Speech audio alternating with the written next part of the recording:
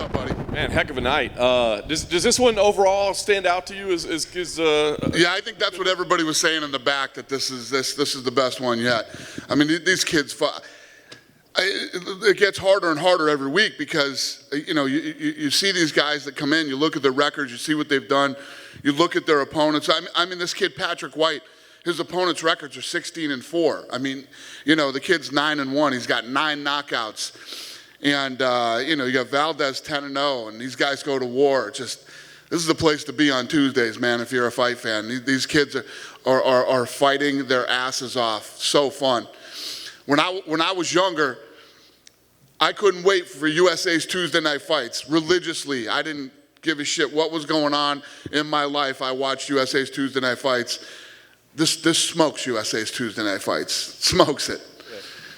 That first fight, I want to ask you about that because that was one of the craziest pace. I mean, we've seen some great fights lately, but as you said, for White to come out there and literally just run forward and just start throwing down, I mean, is that like the example of what you want people to do when they come out here? No. No. You come here and do whatever it is you do. However you fight, whatever your style is, you come in here and you just try to put on the best performance that you've ever had in your entire career. Some nights are your nights, some nights aren't. I'm not asking anybody to just run into harm's way and try to whatever. You and your team know what you got, know who you are. And plus, I say it every week, I'll say it again, the matchmaking on this show is unbelievable. Even though we have issues where guys fall out and we get late replacements, the fights are still incredible. So you know what you're good at, you know what you're not, come out here and do your best to try to win. Yeah, I did want to ask you about Valdez. Obviously, he was transported. Was that for the cut that was on his leg? Or it was a war. I mean, the guy was in a war. Patrick's mouthpiece came out, and the whole round I was like, Jesus Christ, put his mouthpiece back. But he broke his front teeth out in that fight. So you got that kid with the teeth, and then I don't know what Valdez has, but that was a war. Wow. I did want to ask you about Joseph Holmes as well, where you put him on Dana White's looking for a fight. He didn't seem especially thrilled with Yeah, he didn't seem too happy about that. But you know what? It's a great opportunity for him. If you think about him coming, first of all, he's 26 years old. He's 6-1 now. Let's give him a little bit more experience, get him 7-1. He wins both fights back to back. We'll match make that fight. We'll put that fight on. And he'll come off the Contender Series. Looking for a fight does over 1 million views in the first 3 days. So it's such a massive opportunity for these kids. So for him to have it back to back, and if he wins again, I like him. I like his personality. I like his fighting style. So let's see what he does next month in Denver. Is it as simple as just win and get in, or is it kind of like hey, you got to show me a little something too? Listen, if he can win these 2 fights back to back, he'll be 8-1. I'll give him his shot in the UFC. I just want to give the kid the best opportunity to succeed. And, I wanted to sign him, but I said, let's give him one more fight.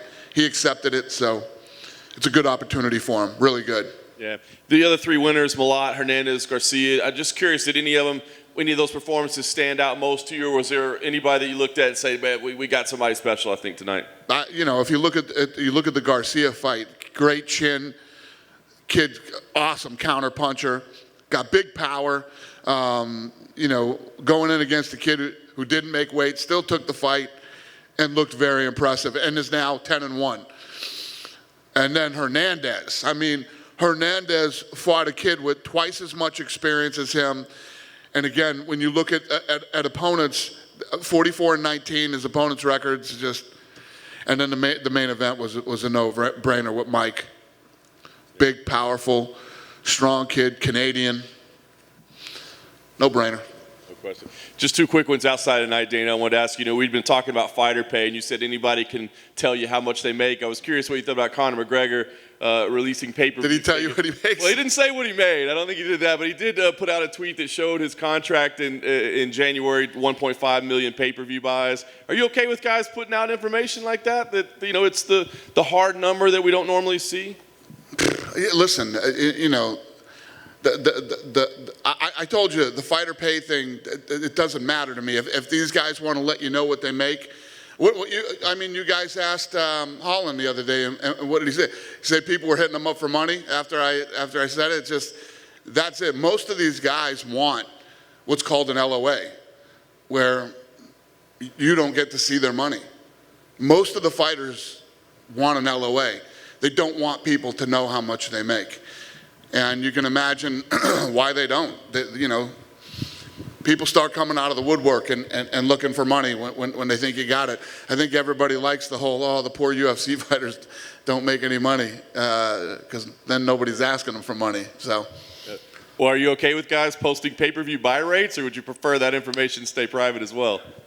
I don't really give a shit anymore. I mean, listen, you guys all know Conor's making fucking truckloads of money, and he's doing well. Most of the pay-per-views that come out are, close or in the ballpark of what they are. So no real big secrets out there. Sounds good. Last thing for me, Danny, it's not MMA related, but we did have a combat sports death with Bare Knuckle Fighting Championship. Yeah, I saw that. Just curious, I know it doesn't, are you concerned that things like that can impact the UFC and mixed martial arts as well? And do you have any thoughts about, kind of the role that the commission or the organization or what we can do to make sure this doesn't happen? Well, let me start here. First of all, is anybody shocked? I mean, in bare knuckle fighting, I'm not a big fan, and I guess I would call it concern when I see some of our people when they leave here and go there, and it's like, oh my God. But when you look at this, we've been putting on fights for 25 years. I've done like over 7,000 fights with no serious injuries in the UFC. And we've had some broken bones, some bad broken bones, the shin bone being the worst because it just blows our mind when that bone breaks, and cuts. I mean that's what we have. But the reality is, when I talk about, this goes hand in hand with what we talked about with fighter pay and the money that we invest back in this sport. The number one thing to us is fighter safety. Fighter safety is a very big deal to us, has been since day one. We ran toward regulation. We do extensive pre, post fight medicals. We follow up afterwards with these guys. And I say this all the time. When you make sure that you've spent the right amount of money to make sure that you have healthy athletes competing, going into training, then during the fight, and then you make sure, the other night when Ortega fought, right? I walked into the octagon and I told his corner, I do not do an interview, do not talk to any media. I want you to go straight back. They're ready for you. They're going to put him in an ambulance and take him out of here. Get him right out of there and get him whatever. Then I'm walking out of the arena and I hear him doing an interview with Rogan, I didn't want him to do an interview. I wanted him to leave and go. We do this all the time when we see guys that are whatever. And every year, we spend over $20 million on athlete medical, $20 million a year. Health and wellness or whatever it may be. And 25% of our athletes, we send to specialists. So a guy will come and his brain test won't come out. It'll be irregular. So we send him to a specialist. His heart, something was irregular with his heart. He goes and sees a heart, or she goes and sees a heart specialist. And we spend the money to find out, whatever it is that's wrong with them. And as a result of that, our pre-fight screening, throughout the last 20 years, we found 10 athletes that had life-threatening, medical problems with them, and that career-ending, that they shouldn't be fighting. That if they weren't in the UFC, they probably would have fought and they probably would have died. So, listen, this is and that doesn't include the Cleveland Clinic, which we've been doing for over 10 years now, studying fighters' brains and following up to make sure that these guys are safe. There's a lot of shit talk about us. Nobody does even remotely close to what we do in this sport. It's never been done what we do, and nobody ever will. It's just, so when you talk about, we shouldn't even be talked about in the same sentence as bare knuckle boxing. It's not even, it's two completely different worlds. And yes, we're very sorry to hear that this guy passed away. But you're never going to see any of these other organizations doing the type of, health, safety, and medical testing that we do for our athletes. Dana, just off the back, these other promotions won't do the same sort of stuff as you guys, and I think that's probably fair. So does that mean it's time for the commissions to step up? Like, we've seen this trend recently of older guys coming out, fighting again, and it looks like Evander and stuff like that. Is this a sad reminder that commissions actually have a job to step in and stop these fights from being made? 100%. We work closely with the commissions too, but the thing is, whatever the commission says we have to do, we go way above and beyond that. The truth is that this is a rough sport, but when you do the right medical testing and you spend the money, these are our fighters, these are our athletes. You have to make sure that these people are healthy.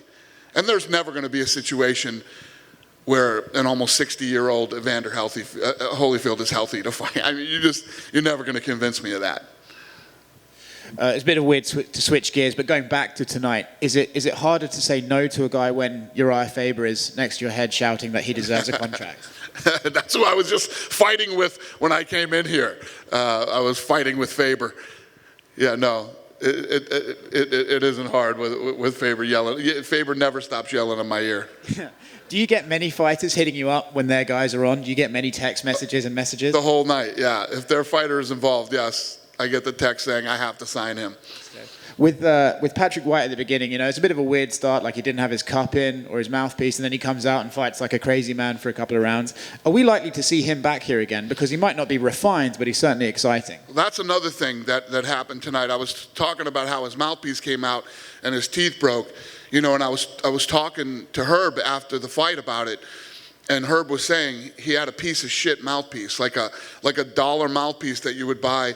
So that's one of the things that we're going to make sure now, that when these kids come here, if they don't have a really good mouthpiece or cup or whatever it might be, we'll make sure that we get that taken care of before the fight happens. We could have a dentist come in here and mold a mouthpiece for these kids, the day they get here if they don't have the proper one. So that's one of the things that we'll start checking too when kids show up here. Two more quick ones from me. Bit of a shout out to Dan Hooker, and I'm assuming this is the sort of fighter that you love, a throwback to the old days where he'll just take fights as soon as they're offered. Can you talk about Dan Hooker taking that Islam fight? Yeah, ton of respect for him. When RDA fell out, we were looking at a few guys, and Hooker literally stepped up and said, "I'm in, I'll take it, whatever you need." So, and I'm pretty sure, I don't know how it all worked out, but I was hearing it was going to mean that he's going to be spending some time away from his family. He's going to be away from his family for a while. So, ton of respect for him for taking that, especially against a guy like Islam.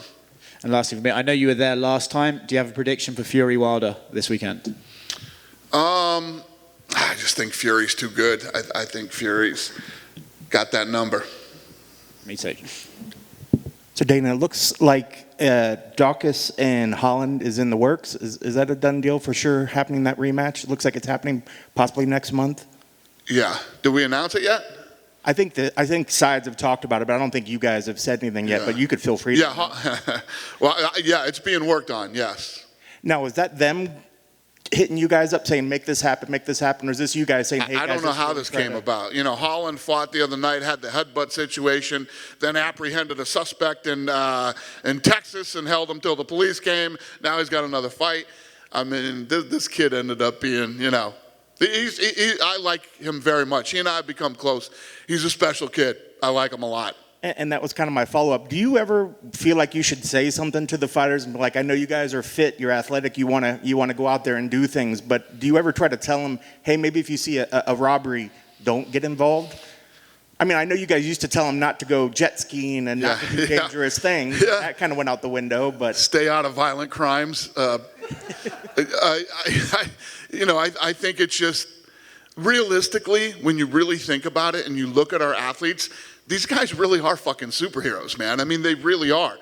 And I know this is a weird one to bring up right now, but even John Jones, during the stuff that was going on last year, was walking through Albuquerque and slapping kids and taking spray paint cans out of their hands because they were graffitiing up his town. I mean,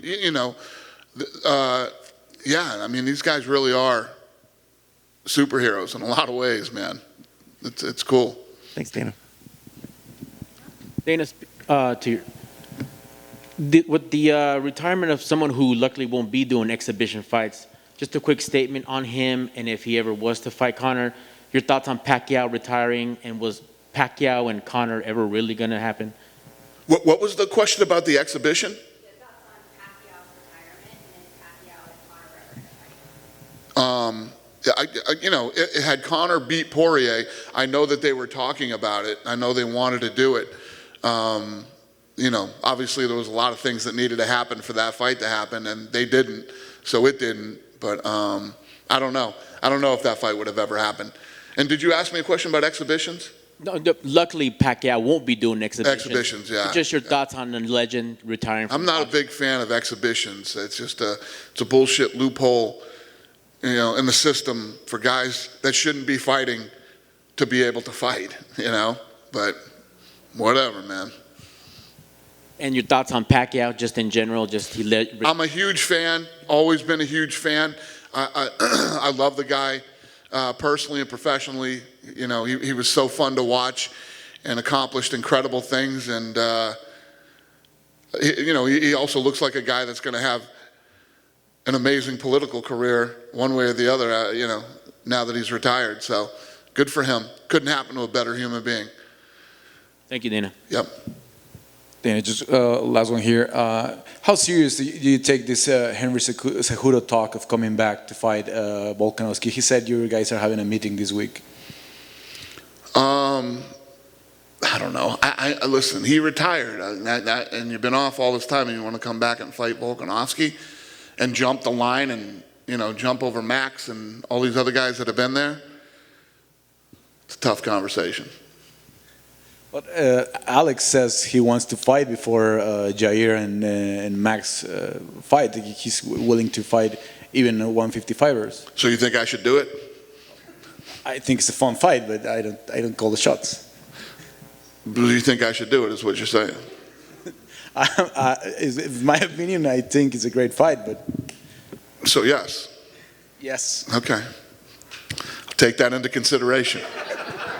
Thank you very much. You're welcome. Good? Thank you, guys. Have a good night.